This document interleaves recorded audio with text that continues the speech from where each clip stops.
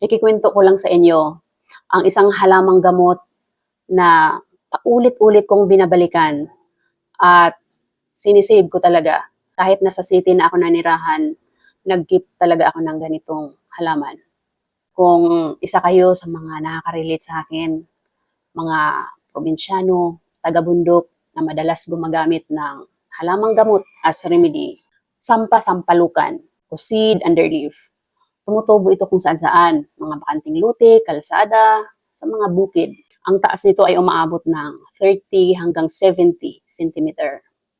Ang tangkay, manipis. May maliliit na buto sa likod ng dahon. At ang mga dahon, magkaharap na parang pakpak ng ipis.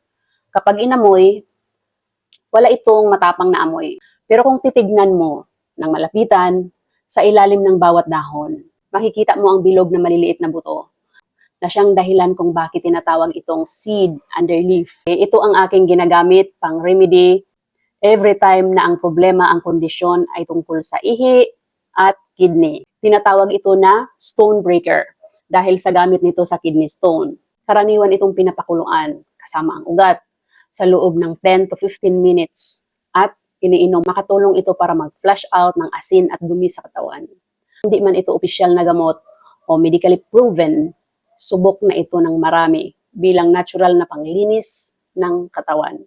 Kaya kung makakita kayo ng ganitong halaman sa paligid, huwag niyong basta putulin, tabunan, mahalagang alalahanin na minsan ang lunas na kailangan natin nasa paligid lang pala.